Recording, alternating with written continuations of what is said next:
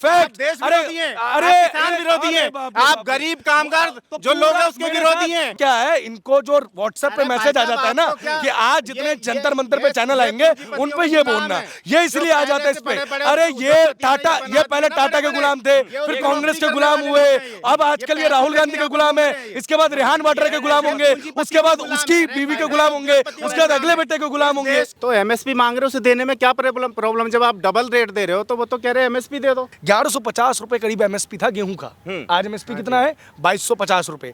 उड़द की अरहर की दाल जो है उसकी एमएसपी करीब 3000 रुपए हुआ करती थी, आज 7000 रुपए है। इससे पहले और भी जो दालें हैं उनके दाम 3000 रुपए हुआ करते थे, आज उनकी दाम है 7000 रुपए। किसान भी तैयार है, हाथ जोड़कर विनती कर कर वो दिल्ली में आना चाहता है अपनी बात रखने के लिए सरकार के पास, लेकिन सरकार उसे दिल्ली में नहीं आने दे रही। जिस तरीके का आर्मर उन्होंने पहना हुआ है, जिस तरीके के सूट्स उन्होंने पहने हुए, ये क्या किसान पहनेगा? देखो, गोलमोल बातें करने से, बकोलेबाजी करने से, जो आप कर रहे थे, जुमलेबाजी करने से उससे कोई फायदा नहीं। क्यों रोड पूरे जाम कर रखे हैं? प्रिकॉशन है, तो ये किसान आ रहे पाकिस्तान हैं, बनाना इसीलिए चाहते हैं इस देश को। पिछली बार तो मेरे को मोदी सिर्फ- जी ने कहा मेरे था को कि 3 तपस्या में मिनट कमी दे रह गई है, इस बार तो तपस्या शुरू भी नहीं हुआ है, इस बार क्या कहेंगे मोदी मेरे को जी? 3 मिनट मैं दे ये दीजिए, कहना मेरे को चाहता हूँ, सिर्फ क्या 3 दिल्ली मिनट में आने से अनरिप्टेड, रोकना है? ये कानूनी है, गैर कानूनी है? मुझे 3 बताना मिनट बिल्कुल बोलने दीजिए मुझे, और मैं आपको ये सारा का तपस्या सारा, वाला बात जरूर कोट करिए। मैं सारी बातें आपको, पिछली बार 3 बिल आए थे, हाँ। उन 3 बिलों के खिलाफ किसान आए, ठीक है। बाद में उनको ये समझ में आ गया कि भैया ये तो हम मूर्ख बन गए, नेताओं ने हमें मूर्ख बना दिया, इसलिए इतना बड़ा आंदोलन कॉल हुआ है और गाजीपुर पे आपको एक किसान नहीं मिल रहा। क्या हुआ? पश्चिम के किसान कहाँ चले गए? क्यों नहीं आ रहे इस बार? क्यों? क्योंकि उनको समझ में आ गया कि नेताओं ने इनका मूर्ख बनाया। क्योंकि पिछली बार चुनाव के जो बड़े बड़े चेहरे थे, माननीय योगेंद्र यादव जो कि किसान आंदोलन में किसान बने थे, वो आजकल भारत जोड़ो यात्रा में घुस रहे हैं। पंजाब के, अरे रुक जाइए, 3 मिनट बोले मैंने, 3 मिनट बोले मैंने, 3 मिनट बोल दे दीजिए, 3 मिनट बोलने दीजिए। आप भी गए हो गाजीपुर, आप भी गए हो गाजीपुर, शंभू बॉर्डर को छोड़ के, शंभू बॉर्डर को छोड़ के किसी एक बॉर्डर पे भी किसान मौजूद हो तो मुझे बता दीजिए। Point number 1।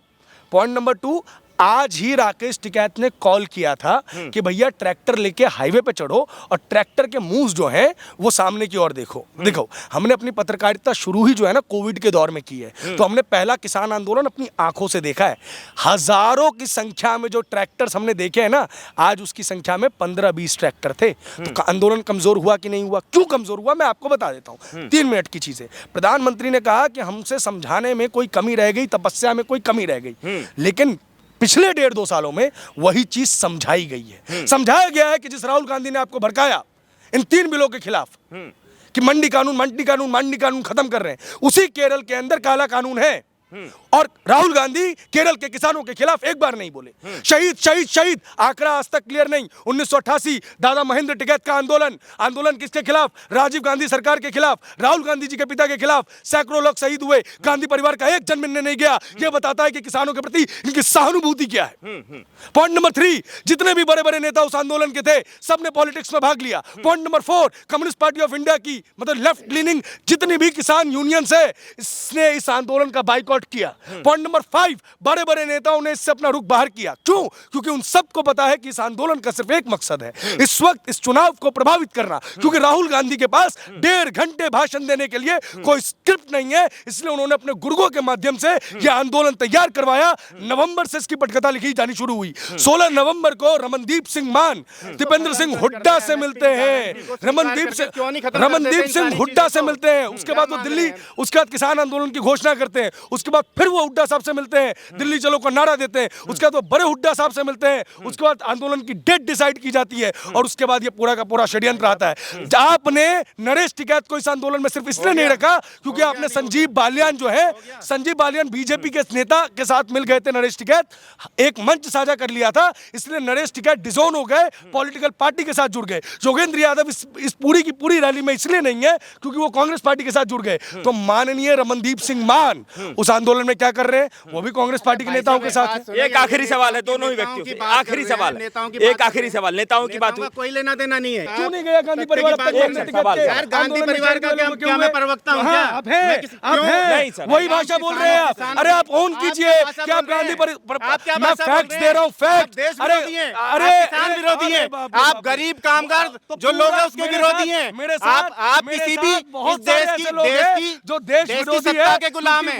आप लालच लालच से ग्रसित तोड़ने हैं। वाले जो आप लोग हैं, कॉर्पोरेट उनके खिलाफ जगत है। के गुलाम हैं। अरे आप पैसे लेकर महाराज, कॉर्पोरेट जगत के नौकरी कर रहे हैं आप। नहीं कॉर्पोरेट व्यापार है जगत में मेरा, नौकरी कर रहे हैं। और अच्छा आप कमा जो रहे हैं, दलित, अच्छा कमा जो रहे हैं, बेचारा पीड़ित सरकार लोग के आगे हैं, भीख जो नहीं मांग रहे किसान हैं, हैं, जो अच्छा पीड़ा से कमा रहे हैं, हैं। जो अरे 700-800 सरकार लोग जो मर है गए, हमको, उससे तुम्हें अरे कोई एक पीड़ा संख्या नहीं है। बता दो यार, देश के एक पीड़ितों के संख्या साथ बताओ, आपकी कोई वो हमारा नहीं है। एक संख्या बताओ। 750 राकेश टिकैत लोग ने मरे नहीं क्या पहले? 750 800 750 800 साढ़े अभी 850 हो गए थे। इनके पास कोई संख्या ही नहीं है।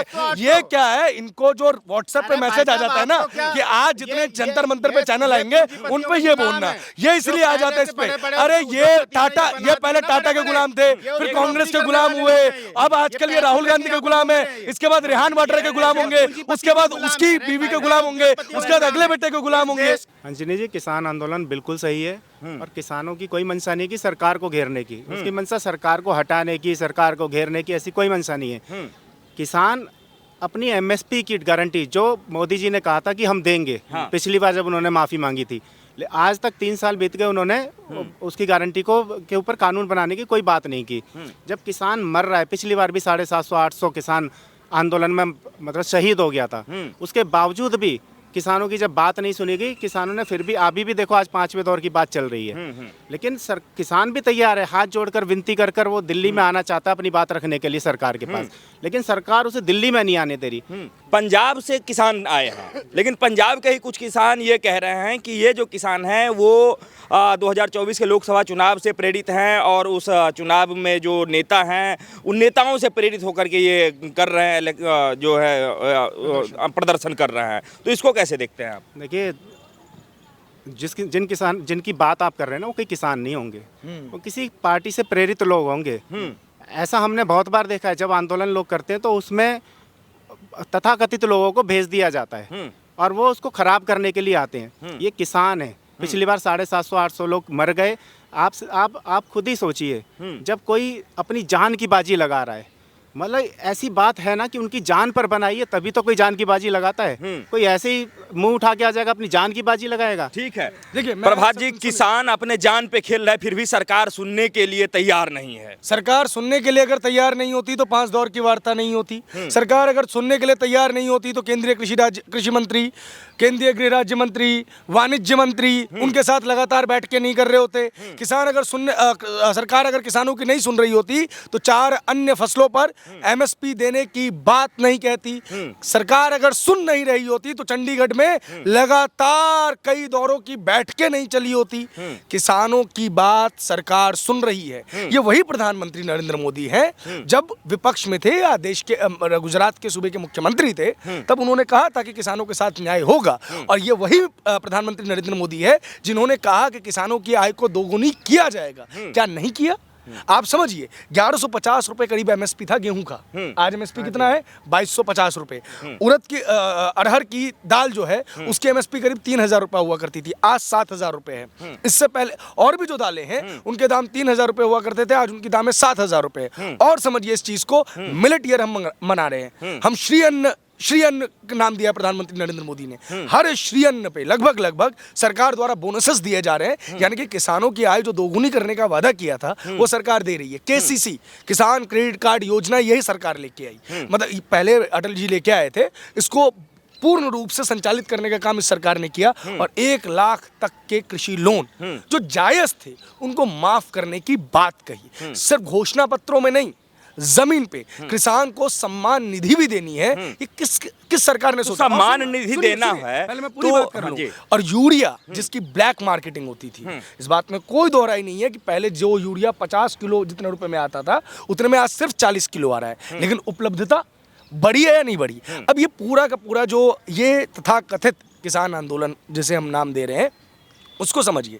इनके नेता जब बाहर आके ये कहते हैं कि मोदी का ग्राफ ऊपर बढ़ गया था, छोटा मोटा नहीं नेता नहीं कह रहा, जगजीत सिंह डल्लेवाल कह रहे हैं इस चीज के, आंदोलन के मुख्य चेहरे हैं, हमें इस ग्राफ को नीचे लाना है। तो ये आंदोलन राजनीतिक हो जाता है। यह आंदोलन तब राजनीतिक हो जाता है जब वहां से खालिस्तान की मांग उठ जाती है। यह आंदोलन तब राजनीतिक हो जाता है जब कहते हैं कि बगल में पाकिस्तान है, हम उनके साथ मिल जाए क्या। यह आंदोलन तब तब राजनीतिक हो जाता है जब भिंडरावाला जैसे आतंकी की टी शर्ट पहने हुए लोग आ जाते हैं। भाई साहब, किसान बैठने आना चाहते हैं। वो जो ट्रैक्टर्स हैं कितने मॉडिफाइड हैं, आपने देखे नहीं? एक आम इंसान के पास, सुनिए मैं कंप्लीट कर लूं सर, मैं पहले पूरी बात कंप्लीट कर लूं आपकी बात। अब मेरी बात सुनिए, मैं क्या कर रहा हूं? हाँ, नहीं मैं जवाब लूंगा, मैं सवाल ले रहा हूं आपसे, सवाल ले रहा हूं। आप मुझे एक बात बताइए भाई साहब, जिस तरीके का आर्मर उन्होंने पहना हुआ है, जिस तरीके के सूट्स उन्होंने पहने हुए, ये क्या किसान पहनेगा? और सबसे प्रमुख बात भैया, पिछली बार जब सरकार 3 कानून लेके आए थे जिसके तथाकथित काला कानून कहा गया था, तो जो तमाम राज्य सरकारें थी, चाहे वो राजस्थान की हो, चाहे वो पंजाब की हो, नॉन बीजेपी स्टेट्स की जितनी भी सरकारें थी, उन्होंने क्या कहा कि भैया कृषि जो है वो राज्य सूची का विषय है। हाँ। यानी कि इसके ऊपर फैसला लेने का अधिकार राज्य को है। तो हमसे सलाह मशवरा क्यों नहीं किया गया? तो आज जब ये राज्य सूची का विषय है तो पंजाब के किसान हैं तो पंजाब की विधानसभा का घेराव कीजिए, हरियाणा के किसान हैं तो हरियाणा की विधानसभा का घेराव कीजिए। राज्य सूची का विषय है ना जी। और मजे की बात सुनिए, की जाता इन्होंने, जब किसान आंदोलन पहला वाला समाप्त हो गया तो बीच में एक छोटा किसान आंदोलन शुरू हुआ था। संगरूर में ये लोग बैठे थे, आम आदमी पार्टी शासित पंजाब की पुलिस ने इनके ऊपर बर्बरता से प्रहार किया था, लाठियां बरसाई थी, तब ये तथाकथित किसानों के मसीहा प्रभात जी, आपने कहा कि जिस तरीके से आर्मर और सूट की बात आपने कही किसान के लिए, हाँ। आप उस किसान को रोकने के लिए कील की बात नहीं करते हैं, उस किसान को रोकने के लिए बैरिकेडिंग की बात नहीं करते हैं, उस किसान के ऊपर पैलेट गन चलाया जाता है उसकी बात नहीं करते हैं। वो किसान ही तो है, कोई पाकिस्तान से आतंकवादी तो नहीं आ रहा है। जवाब दे देते हैं ना इसका, जवाब दे देते हैं। बिल्कुल सही सवाल आपने उठाया है। कील नहीं लगनी चाहिए, बैरिकेडिंग्स नहीं लगनी चाहिए, हाँ। बिल्कुल नहीं लगनी चाहिए। मैं इसके विरोध में हूं। इस देश में कोई भी आंदोलन हो उसे होने दिया जाना चाहिए, हाँ। लेकिन 2 महीने बाद क्या है? क्या है 2 महीने बाद? बताइए आप। चुनाव है। कौन से चुनाव है? लोकसभा के चुनाव है। इस देश की 75 साल की बड़ी डेमोक्रेसी हो गई हमारी। इस डेमोक्रेसी में आज तक नहीं, मैं लोकसभा की बात, 3 साल पहले यूपी का चुनाव था, पंजाब का चुनाव था, 2024 में लोकसभा का चुनाव है, इसके बाद हरियाणा का चुनाव आएगा, तो भी ये लोग बैठे रहेंगे। मैं आपको लिख के दे रहा हूं, ये प्रायोजित है। अरे जब संसद ने अपना आखिरी सत्र, इस सरकार का आखिरी संसद सत्र हो चुका है, अब सरकार द्वारा कोई बिल नहीं लाया जा सकता, संसद चल ही नहीं रही है महाराज। जब लिया नहीं जा सकता तो किसान आंदोलन है, मैं भी मान रहा हूँ किसान आंदोलन है। वकील साहब, किसान आंदोलन, सर एक सवाल ले लीजिए, उसके बाद दे दीजिएगा। एमएसपी की बात कही, ये कहते हैं एमएसपी से डबल रेट हम दे रहे हैं, तो एमएसपी मांग रहे हो, उसे देने में क्या प्रॉब्लम? जब आप डबल रेट दे रहे हो तो वो तो कह रहे हैं एमएसपी दे दो। एमएसपी इंक्रीज हुई है महाराज, यही तो नहीं पता है। एमएसपी पे इंक्रीज कर दी गई है, तो 1000 रुपए जिसकी एमएसपी थी उसके, अगर कानून बन जाएगा तो आप बाउंड हो जाओगे, बाउंड हो जाओगे ना।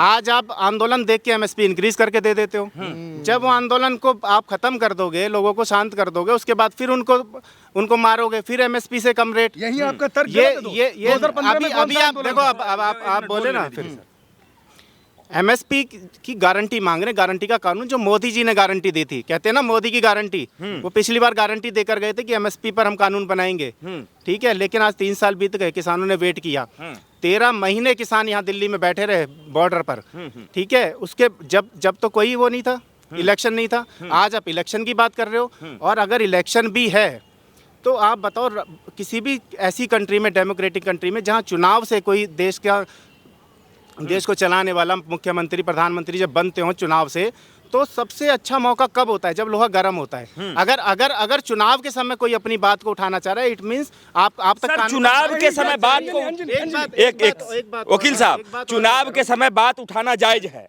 चुनाव के समय प्रधानमंत्री नरेंद्र मोदी को मारने की जो है, एक प्रकार से ये कहिए कि उनको दिया जा रहा है, थ्रेट दिया जा रहा है कि प्रधानमंत्री को 2 साल के अंदर जान चली जाएगी, ये बात सही है? बेचारे खुद मर गए, 850 लोग मर गए, ठीक है, जो रोज, ये तो मोदी जी के बोलते हैं, मैं किसी के लिए ना मोदी जी के लिए गलत बोलना चाहता, ना मैं किसी सरकार के लिए गलत बोलना चाहता।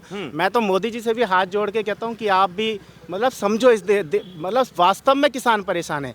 आप देखिए, आप 2 लाख करोड़ रुपए हर साल उद्योगपतियों का माफ करते हो, बिना आंदोलन करे, बिना कहीं बात किए, लेकिन ये जो किसान है, ये बेचारे अपने एमएसपी के लिए, सर ये बेचारे किसान कैसे हो सकते हैं? एक ट्रॉली पे एसी लग रहा है, ट्रॉली के पीछे कम से कम 20 लाख का मॉडिफाइड ट्रैक्टर है, उस ट्रैक्टर में एक धूल तक नहीं लगा हुआ है, और किसान सिर्फ पंजाब से चल के आए हैं। किसानों की आबादी कितनी है? गलत बात नहीं जानी चाहिए। पहली बात सुन लो, आप पहले पूरी बात बोल लीजिए, सुनिए, पहली बात सुनिए, किसानों की आबादी कितनी है?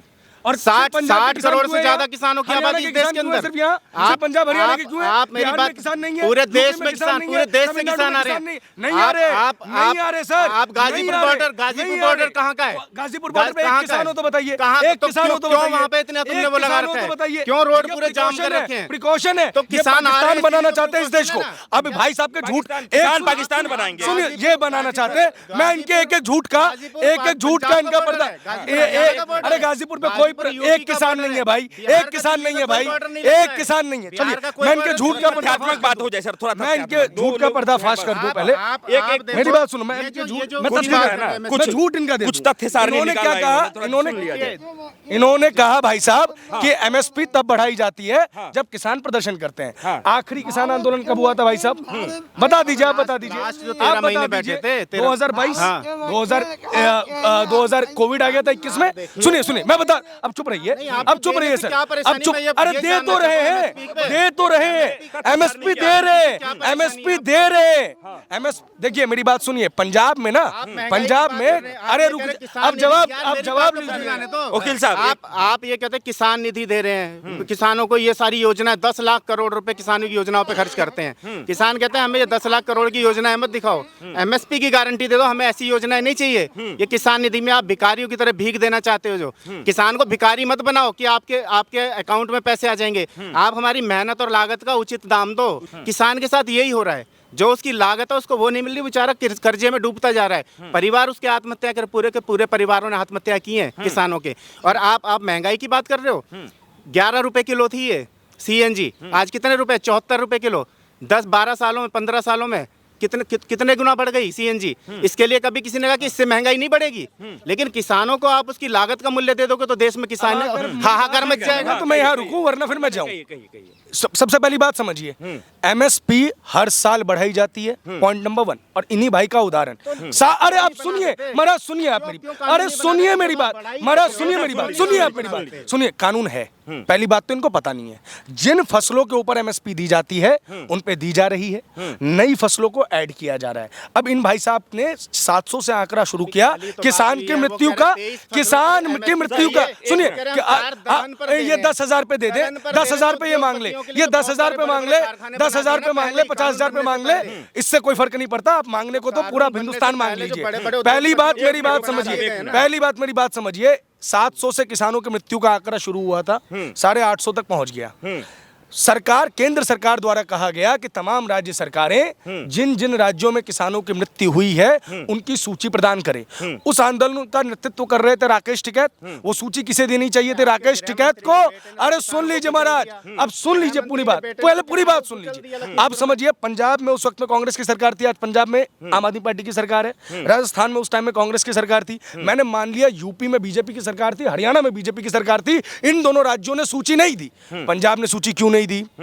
राजस्थान ने सूची क्यों नहीं दी? अब चुप हो जाएंगे। Point number 1। सेकेंडली, जो एमएसपी चल रही है वो लगातार चल रही है, और इन्होंने बड़ा अच्छा उदाहरण दिया इस माइक का। आपको मैं बता दूं, प्री कोविड ये कैमरा सस्ता आता था जो आपके पास है, आज उसकी कीमत बढ़ी है। क्यों? क्योंकि चिप्स की शॉर्टेज है। आज डिमांड ज्यादा है, सप्लाई कम है। एक छोटा सा उदाहरण मैं आपको दे देता हूं। स्वामीनाथन कमेटी के अनुसार ये लोग बोल रहे हैं एमएसपी की मांग, एमएसपी हमें दिया जाए, जिसमें C2 प्लस 50% है। अभी गवर्नमेंट A2FL प्लस 50% दे रही है। पुरानी सरकार A2FL भी नहीं दे रही थी, अब A2FL प्लस 50% दिया गया है, तब जाके दोगुनी से थोड़ी अधिक एमएसपी पहुंची है, और सरकार C2 के दायरे में पहुंचना चाहती है। एक दौर था जब इस देश में जितना तेल का अपनी खपत थी ना, वो हम खुद उगाते थे। सुन लीजिए, अब सुन लीजिए सर, अरे सुन लीजिए ना सर, आप सोने के हिसाब से बढ़ा लीजिए, आप डायमंड के हिसाब से, आप बेतुके तर्क ले लीजिए, बेतुके तर्कों की आप एक फौज ले लीजिए। अरे भाई साहब सुनिए मेरी बात, अरे 36 रुपए था 2004 में जब अटल जी की सरकार गई, 36 रुपए था किसकी कीमत? पेट्रोल की कीमत। 2014 में जब मनमोहन जी की सरकार गई तब कीमत हो गई थी 76 रुपए, आज कीमत है 96 रुपए। पहले डबल से ज्यादा बढ़ी, अब 36%। क्यों नहीं आने दे रहे मैं बता दूं, इसलिए नहीं आने दे रहे गैर कानूनी है, इस देश का कानून नहीं है क्या? प्रोटेस्ट का अधिकार नहीं है क्या? उसका संवैधानिक अधिकार, आप वकील अधिकार है उसका। वकील साहब, आपको कानून के ज्ञाता है आप तो।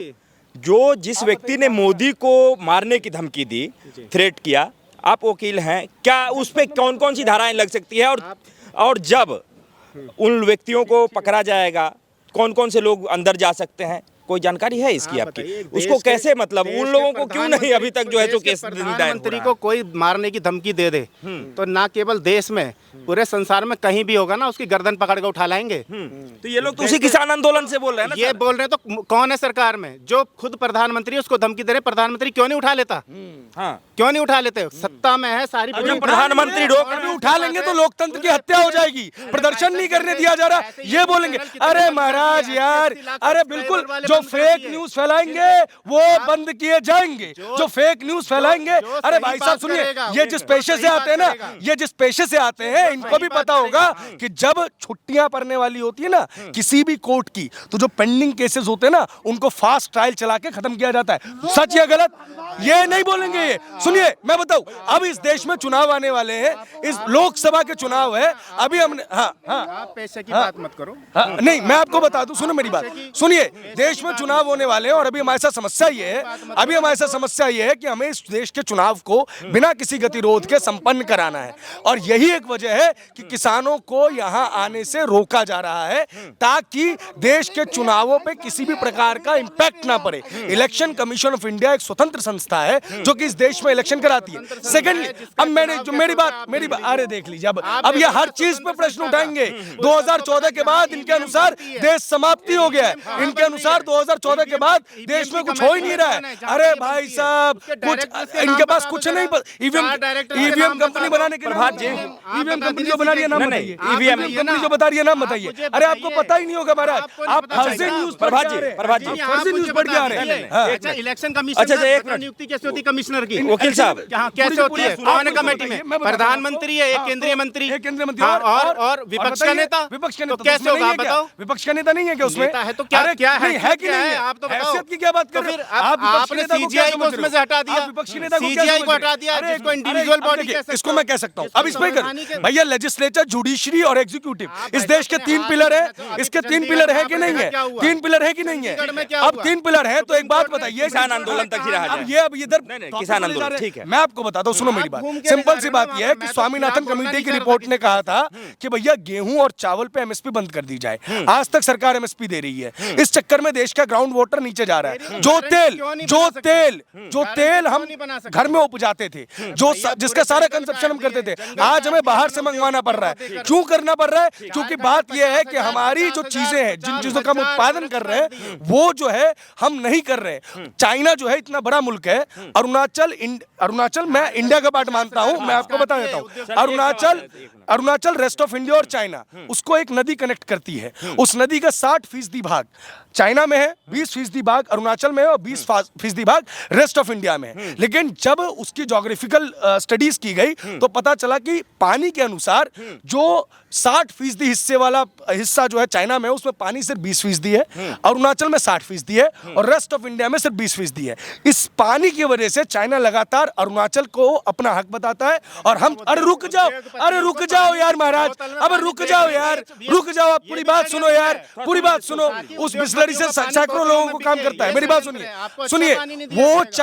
वो चाइना जो उत्पादन कर सकता है चावल का, वो उत्पादन नहीं कर रहा, क्योंकि जितना पैसा और पानी उसका बर्बाद होगा ना, उससे कम दाम में इंडिया उसको वो चावल दे देता है। इसीलिए भारत सरकार ने इन सारी चीजों के ऊपर काम किया है और इसलिए वो उन फसलों को भी एमएसपी में लाना चाहती है जिसको हमें कंज्यूम करना है। ठीक है भारत सरकार सर, के उद्यम वकील साहब बंद किए देखिए, जा रहे हैं और लोगों चुनाव को है नजदीक में, सबको भी पता है। प्रभात भाई, चुनाव है, चुनाव है सर, वकील साहब ठीक है, मैं किसान आंदोलन पे ही रहूंगा। अलग जाना है, किसान आंदोलन पे चर्चा हो तो ठीक रहेगा। किसान आंदोलन है, एक मिनट प्रभात भाई, ठीक है, किसान आंदोलन है, लोग चुनाव भी कह रहे हैं कि है इसलिए हो रहा है, सही में है, चुनाव भी है, आंदोलन भी हो रहा है। अब जब सरकार सुन नहीं रही है किसानों को सड़क पे आने से बचना चाहिए। आपने कहा कि मरने मारने की बात भी हो रही, 700 किसान कहा, अब मारने की नहीं कही, मोदी को मारने की बात नहीं हुई है, मारने की नहीं कही है। मैंने कहा जो कह रहा है मोदी सरकार का पावर है, ठीक है, वो सिर्फ अपने देश अब किसानों को, विश्व में कहीं से भी जो किसान की बात, ये कहते हैं सर पहले सुन तो लीजिए, किसान की बात आप कह रहे हैं ना कि मोदी सरकार नहीं सुन रही है, नहीं सुन रही है, नहीं सुन रही है।